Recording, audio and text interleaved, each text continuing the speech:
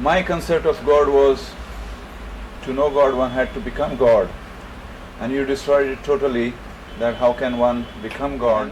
What I'm trying to do is not contradict you or anything, I'm just trying to clarify the whole thing. I understand that, I understand, but what I want to know is, what do you mean by spirit outside of the body?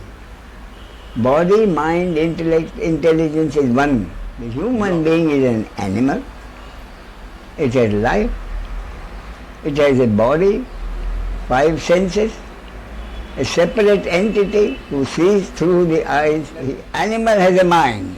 Yes. The human being has intellect. You see the difference. You tell me the difference. I asked you this question because you asked me a question as regards the spirit. Because basically I have to clarify my doubts. Yes, I know, but what you mean by spirit is in this world, living. Ego is the one who experiences everything. Ego is the experiencer. The experiencer is only God. Because I went from here straight to my clinic. I see. And there were patients waiting. You are busy. I see. Yeah. But then, the first impression, what I told you, was it more a confirmation of what you had already collected in your mind? No. Or was it a totally different one? It was different because, as I told you yesterday, my concept of God was to know God one had to become God, and you destroyed it totally, that how can one become God being Ashok. And still live like Ashok. And still live like Ashok. Yeah. Another thing is... So what is the understanding now about that part of it? That's what is fermenting inside. I have not come to any conclusion as such, but another thing that was, I always looked at the human personality, multi-dimensional human personality, as body, mind, intellect, and then the spirit. Right? And I thought body, mind, and intellect gross as compared to the subtle spirit. And it was only when the spirit came into contact with these 3 elements, the human experience emerged out of it. Now, from yesterday's talk, when you mentioned about body, mind, and organism, I'm not very clear on the organism part of it. Is it the self that we're talking about? No, on the contrary. Body, mind, organism means body. Body. If I say body, someone say, what about mind? Yes. That's what I'm saying. Body, mind, organism. But what I mean is the body. Including the mind and intellect, you mean? Yes. Okay. Yes. Where does the spirit stand then? What Sorry? is spirit? What is spirit then? Spirit is what you said. Yeah, but that's why I'm trying to clarify my doubts. Yes, but what do you mean by spirit? That's what my concept was. Yes. The subtle intellect is what I consider as a spirit. The gross intellect with which I perceive the outside things, as a flower over there, and I see the color. Intellect, you can say intelligence if you like. Intelligence, I would say, is more of the part of the body. Being informed. Yes, part of the body. Yeah. So other than but when I talk of intellect, Ramesh, I am talking about, as I said, this is the concept that I was carrying all along, and I still have that. Yeah. And what I'm trying to do is not contradict you or anything. I'm just trying to clarify the whole thing. I understand that. I understand. But what I want to know is, what do you mean by spirit outside of the body? Body, mind, intellect, intelligence is one block, which is the object, which is the manifest object. Yeah. Now, first objects, when I talk of manifest objects, there are 4 different types of objects. First, there is this stone, in which there is apparently no life. Mineral. Then there is a growing plant which grows by itself into a tree. Yeah. The vegetable. Yeah, whatever. Then there is the animal, in which the three-dimensional object has five senses, and a separate entity who sees through the eyes, hears through the ears, smells through the nose, tastes through the tongue, and touches with the paws. Right. And it moves as a separate entity. That is the animal. The animal has an ego. The animal is an ego as a separate entity. Each animal considers itself a separate entity. And finally is the human being. The human being is an animal. It has life. It has a body, five senses, a separate entity who sees through the eyes, a separate entity but with a sense of personal doership. And intelligence.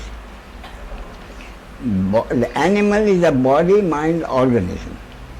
But the mind for the dog is the minimal that is necessary for it to live. The mental part is the minimal that is necessary. You mean impulsive or That if it touches something, fire, it gets burned. Yeah. So the mind is the minimal necessary to live life.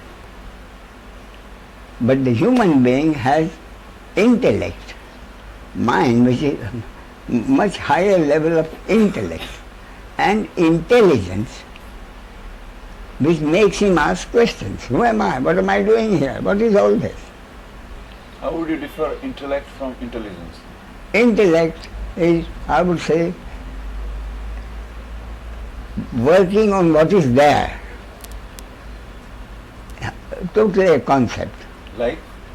Whatever is there, a student needs intellect. He has intellect. So a good student is an intellect. I didn't get you. A doctor has intellect. He's a successful doctor. Yeah. But a doctor who has to do, what is all this? Who am I? That's what you are thinking, is intelligence. Again, a fine distinction, but still higher intellect, you can say. And mind and intellect, how would you differ? Mind is the brain. Fundamentally, mind is what functions through the brain. And mind can be the minimal. The idiot still uses his brain. From an idiot to a genius is the mind. But then, is that the conscious mind you're talking about? I am talking of the conscious mind, yes. The subconscious mind is the entire body. No, the mind. And mind may, you can say subconscious, whatever it is, but the mind is that which functions through the brain. Right. Mind is something which functions through the brain. And intellect also has to function Yes, through the brain. that's right. What is Therefore, the distinction between mind and intellect then? hardly any. Only in degree. The animal has a mind. Yes. The human being has intellect. You see the difference. You tell me the difference. I see. But All along I have seen as mind as a conceptual bag filled with So feelings, emotions, thoughts. your dog has a mind. Yeah. You have intellect. Yeah, that's what I was saying, that my concept was that mind is a conceptual bag filled with feelings, emotions, thoughts, likes, dislikes, whereas intellect is the pair of forceps that I put in this bag to pick up the right idea at the right time in the right situation. No, that's my point is the dog has a mind and what you have is intellect. And what you have is intellect, but someone higher than that, who have intellect is more concerned with whatever is material. Yeah. Intelligence is something which goes beyond material factors. intelligence is something which goes beyond material things. But then intelligence also will require the brain? Brain is a mechanism. Brain is a mechanism. For mind, intellect, intelligence, it is a brain. Brain is the mechanism. You mean Mind the anatomical brain or the physical brain. yeah. The physical brain. The physical brain is the mechanism through which the dog's mind, the man's intellect and man's intelligence, all three work through the brain. Yes. Brain is a mechanism, Right. part of the body. Right. Now, what would be the difference between thinking and contemplation? Now we are going into distinctions which have no meaning. I asked you this question because you asked me a question as regards the spirit. Because basically I have to clarify my doubts. Yes, I know, Yeah. but what you mean by spirit spirit is your intellect, is your concept. Spirit is your concept. So you have to tell me what you mean by spirit as your concept. As I told you yesterday when we began, I told you about all the electrical gadgets, Yeah. each working differently, but there is a common denominator in all of them. That is the electricity. There is electricity. And so likewise, that which functions through all human beings consciousness is consciousness. Yeah. So my concept of spirit is that consciousness. All right.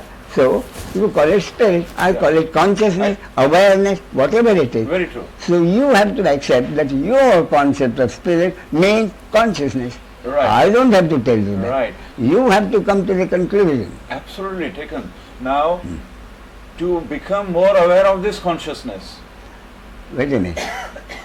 Who has to become more aware of consciousness? Consciousness is consciousness. Who is to be aware of consciousness? the I. I is a three-dimensional object. How can a three-dimensional object be aware of consciousness? Consciousness is consciousness. There is no one to be more conscious of consciousness or less consciousness. Consciousness is consciousness. Therefore, there is no question of consciousness being more or less. Consciousness is consciousness.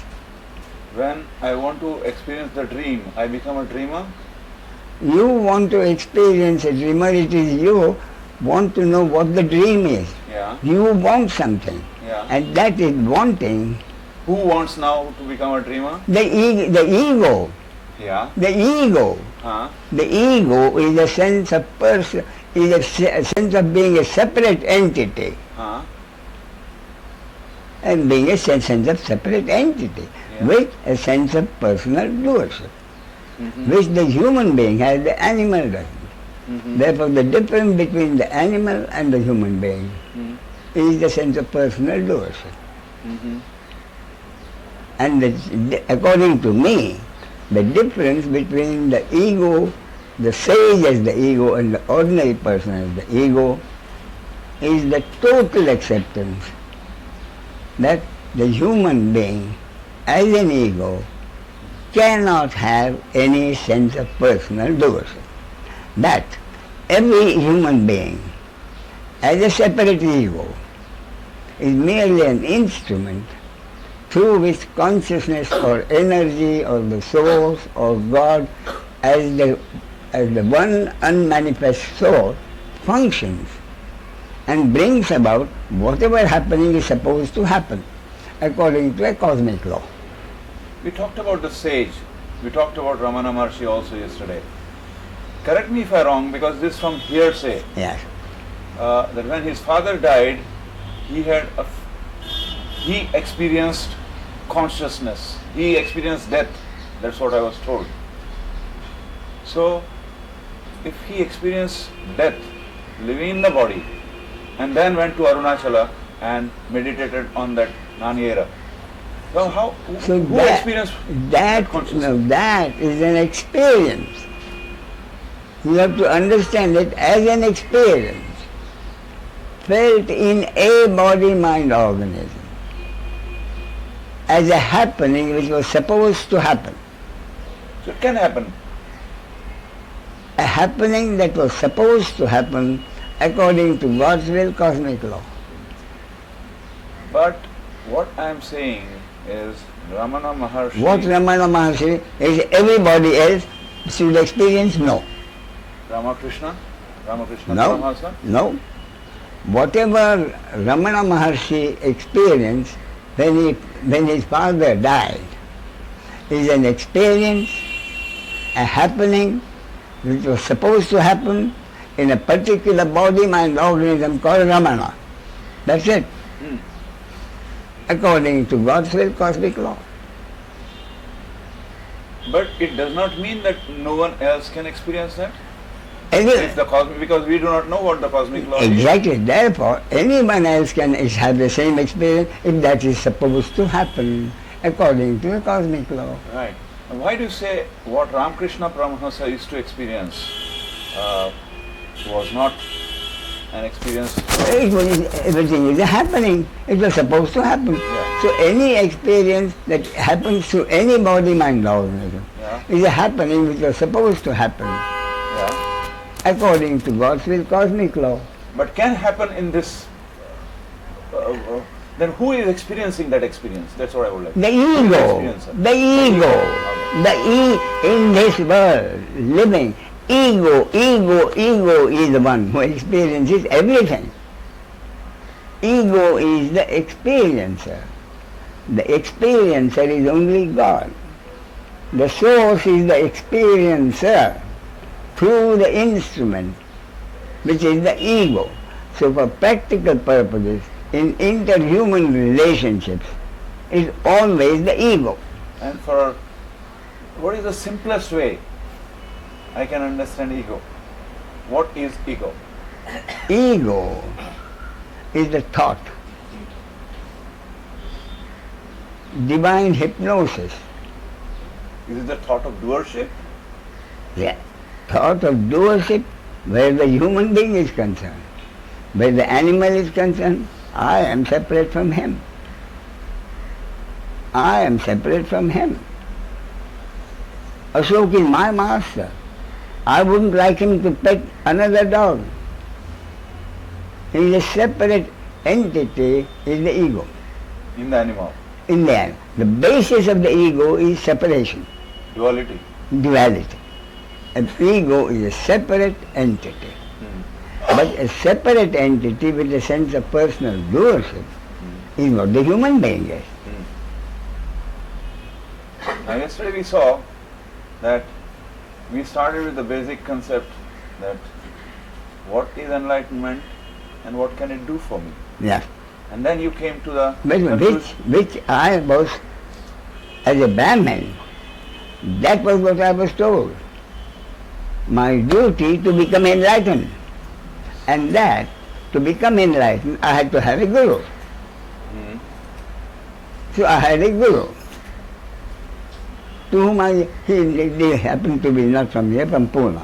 Whenever he came to Bombay, I would go and visit him, and he would talk to, not me alone, several others, 10, 15, 20 others. So he would talk to us. But there was rarely any time for questions. And that is why I said, when I talk, I don't give a lecture on what I want to talk about. I talk to someone, and anyone can interrupt and ask questions. So what I do, my talk is a participation. My talk is a participation, it's not a lecture. Very true. You see? But you also said that I give you guarantee that almost always I will answer your question. Because I have not accepted all that my Guru said. I accepted what the Buddha said. Don't accept what I say. What I say is my concept. Very true. So, experience that concept, examine that concept, and then if that accept, you are able to experience that concept, and that concept gives you what that concept is supposed to give you, then accept it. Praman. My technical Sanskrit language is very limited. Because all my personal journey I was... thought I read that word in one of your books, Praman. That's right. No, I take it, someone says that is Praman, all right, she said Praman. Okay. But that must have been in italics. This morning I was reading a book by, the title Talks with Ramana Maharshi, Yes, in yes. which he mentions about merging of mind and destroying the mind. Now, talking of Ramana Maharshi, you must never forget one thing. Just as Nisargadatta talked in Marathi, he talked in Tamil. And there was a translation. A translation can never ever clearly reflect all that the original Guru felt. Very true. With that, what were you saying? That he talks about merging of the mind and destroying the mind. He said, in Samadhi you may merge the mind, but you can destroy the mind in your daily living by being conscious of what you are doing, why you are doing, the way you are living your life. My concept, that whatever his concept, I don't know. My concept is, you cannot destroy the mind. If you destroy the mind, you become an idiot. Therefore, from spiritual language, mind is always got to be there. Therefore, and yet, it is the mind which creates problems for the seeker. Therefore, my concept, I divided the mind into the working mind and thinking mind. I divided the mind into two aspects, working mind and thinking mind.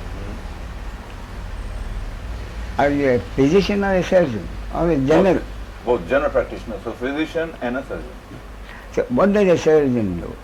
He opens the body. Once the body is dead, his concentration is so much in that, any other, that during that time, his mind is wholly centered in the present moment on what he is doing. Yeah. Therefore, I decided that aspect of the mind which concentrates on doing what is being done. Working mind.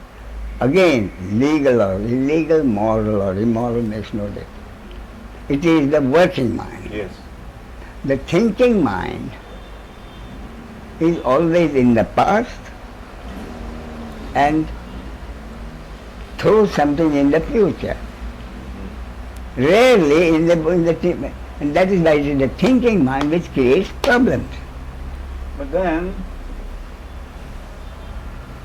even in surgery there are so many innovations.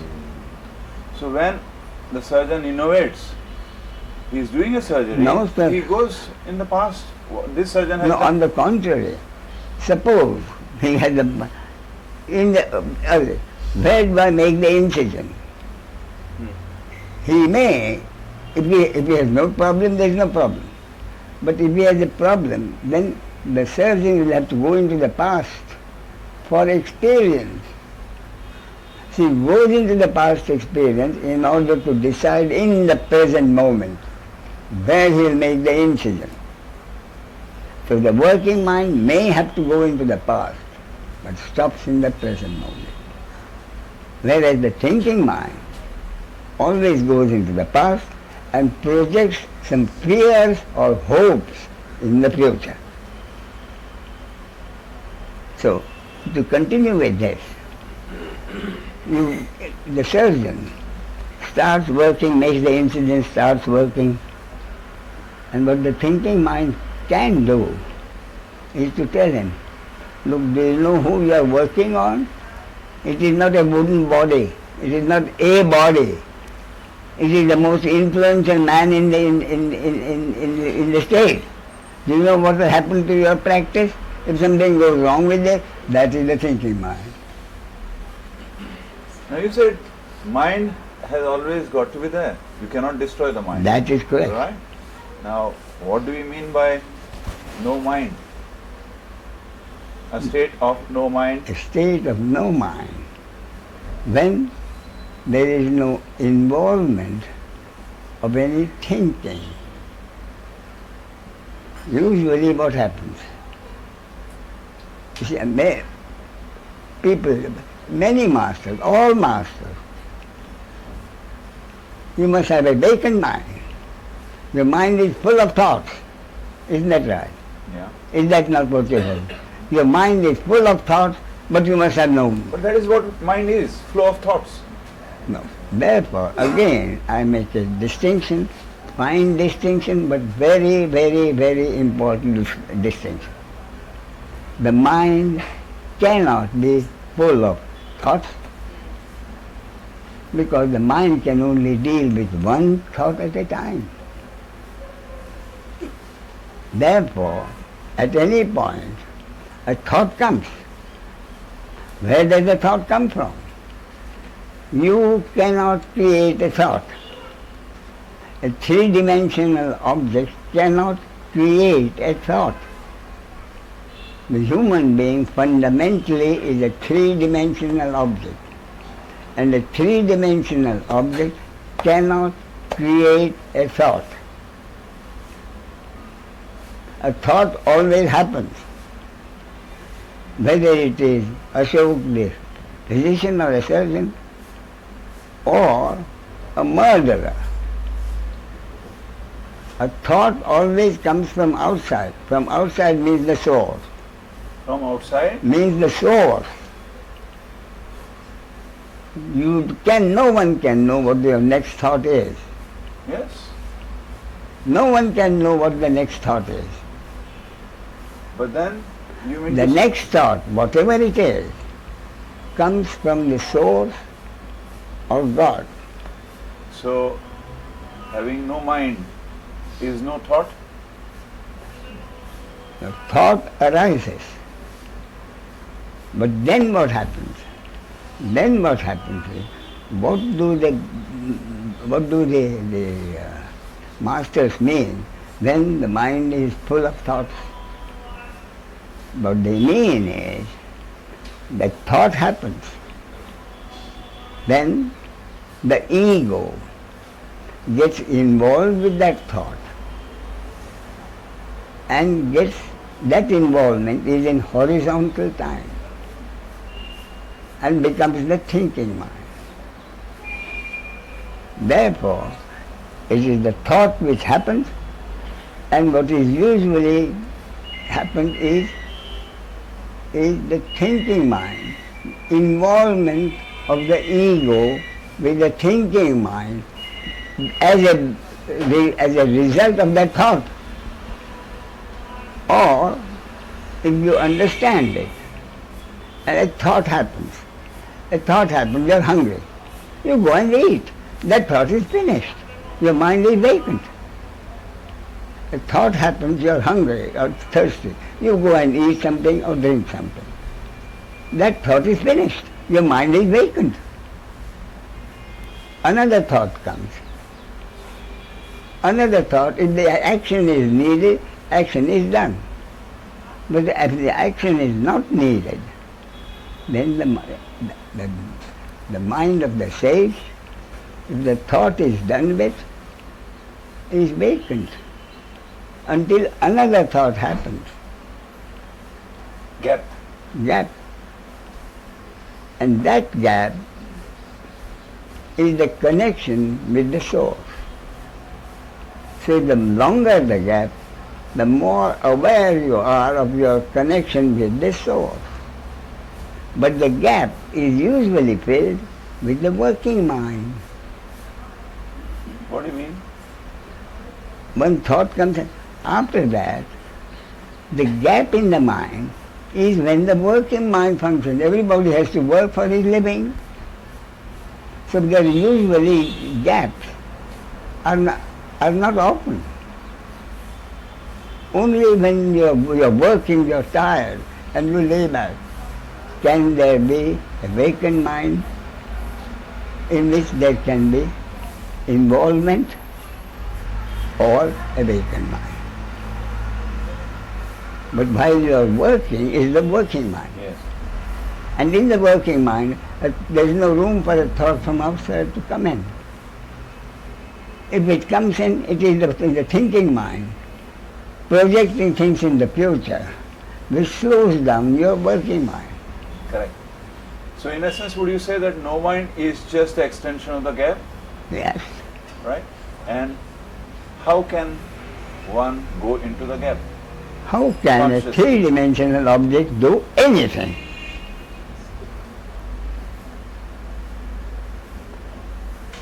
You say, how can I do something? Yes. And what I'm saying is, how can a three-dimensional object do anything? And yet there are experiences, happenings, as you say. Happening is right. And what decides the happening? Your destiny, God's will, cosmic law. Is that the karma you're talking about? No, Then the karma I'm talking about, yes, but not the karma you are talking about. which karma am I talking about? You are talking about your karma, my karma, his karma, her karma, for which he is paying. And which karma you are talking about? Karma means a happening. Karma means an action. An action happens. Nobody does it. Yeah. Therefore, evolution is a continuous cause and action. But the cause and action, neither the cause nor the action, is an individual one. It is a happening. Therefore, the theory of evolution is correct. Something happens which leads to another happening. And the second thing happening becomes the cause of the third happening. Third happening becomes the cause of the fourth happening. But it's a happening which is supposed to happen, and it happens. It is not Ramesh doing anything or Ashok doing anything. But this corruption of this understanding has made you the doer of your actions, me the doer of my actions, and made life miserable for us.